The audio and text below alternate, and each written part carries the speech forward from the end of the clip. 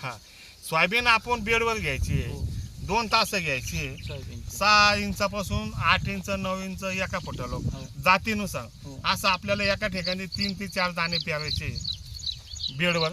आणि पाठीमागून आपण आपलं ते हे स्टँडवर याची जर आपण फवारणी केली 24 घंट्याच्या आत तर सोयाबीनमध्ये एक 6 महिना गवत होत नाही. आणि बरेच काळी जमीन असेल तर कोणतंच गवत होत नाही. आणि इथलं करून आपलं जर गवत झालं समजा तर मग आपलं कुलडो असन, कॅना असन, क्वांगरेजा असन किंवा आपलं गवत असेल त्याचं पाहून आपण तणनाशक घ्यायचं आहे. बा कुलडू कशानं मरतो, कॅना कशानं मरतो, का क्वांगरेज कशानं जातं, आपलं परिस्थिती पाहून आपण ते पुन्हा त्याच्यावर एकदा 25 दिवसाच्या आत किंवा महिन्याच्या आत आपण ती तणनाशकाची फवारणी घेऊ शकता.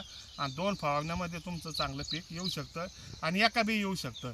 आणि बेडवर घेतल्यामुळं बेडवरचे फायदे काय आहे, बेडवर असल्यामुळं ती वर असतं आणि पाण्याचा जर ताण पडला तर त्या बेडमध्ये ओल असते म्हणून आपल्या सोयाबीन जास्त होते. आणि एखाद्या वेळेस अतिवृष्टी झाली आणि सतत आपलं जमीन चिबडीत पाणी जे शिल्लक पाणी आपल्या बेडमधून वाहून जातं त्या नालीमधून आणि वापसाखंड असल्यामुळं आपल्याला उत्पादन जास्त येतं. आणि एका बेडवर आपण 2 तास घेतो आणि आपलं 2 तासातलं अंतर 1.5 फूट असतं. आणि आपलं मधला पट्टा तो 2.5 फुटाचा.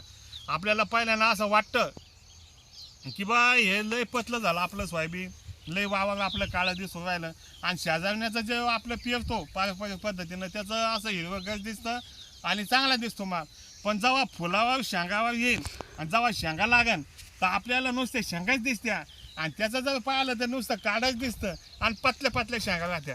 त्याच्यामुळं याला जास्त आवड येतं. काय होतं 2.5 फुटामध्ये तुम्हाला त्या फुलाला शेंगाला ऊन लागतं आणि 2.5 फुटामध्ये तुमचा हवा खेळती राहते. त्याच्यामुळं शेंगाची संख्या चांगली राहते, त्याला दाना मोठा होतो म्हणून आपले सोयाबीन जास्त होते. तर कापूस लावला समजा तर त्यामध्ये सोयाबीन घ्यायला चालते का?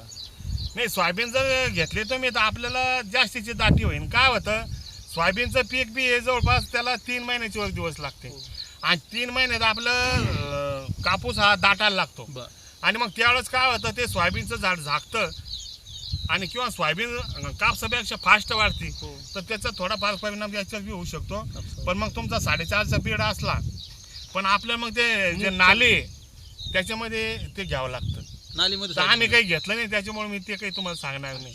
पण कापसामध्ये काय फायदे होते, कापसामध्ये आपण जर 0 मशागत SR10 केलं आणि तणनाशकामुळं जर आपण ते नियंत्रण मिळवलं तर याच्यामध्ये 2च गोष्टी की याळावर तणनाशक हाणणं हे महत्त्वाची गोष्ट आहे.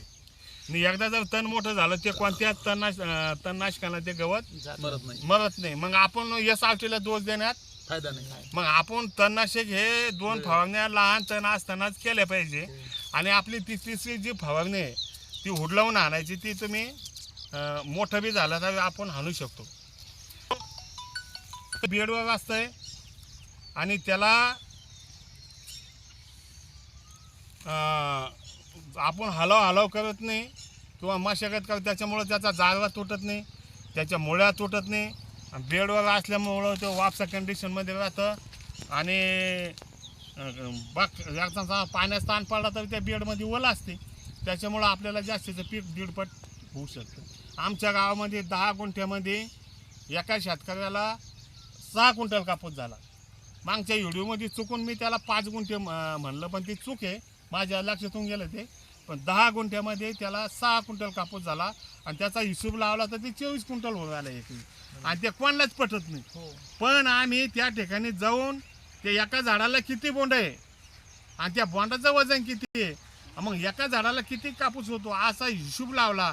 आणि त्या व्हिडिओमध्ये आम्ही आवाहन केलं होतं आमच्या गावकऱ्याला आणि परिसरातल्या लोकांना काही येऊन पहा आणि याची परीक्षा घ्या म्हणजे खरं आहे का. पण ते थोड्या लोकांना पाहिलं, गावातल्या लोकांना सुद्धा पाहिलं नाही. म्हणजे आपल्या लोकांचं एक भावना अशी आहे की बा आपले मन जळके थोडे, आपण शेजाऱ्याचं पाहत नाही किंवा त्याचं आपलं काही पटत नाही. एवढं काही कारणं असते किंवा आपल्याला दुसऱ्याला पाहायला आपल्याला अपमान वाटतं, त्याला वाटतं आपण काय असतं नाही आपण तर लय बुद्धिवान आहे, आपण दुसऱ्याला बुद्धिवान म्हणतच नाही. त्याच्यामुळं आता कोणी म्हणतं बा जे तज्ज्ञ लोक आहे की माणसानं मरेपर्यंत शिकत राहिलं पाहिजे, अभ्यास करत राहिलं पाहिजे, लगे PhD झाला म्हणजे सगळ्या विषयाचा तज्ज्ञ झाला नाही. प्रत्यक्षात करणाऱ्याचे अनुभव आणि प्रत्यक्ष डोळ्यानं पाहणं याला अभ्यास करणं म्हणते, याला शिकत राहणं म्हणते.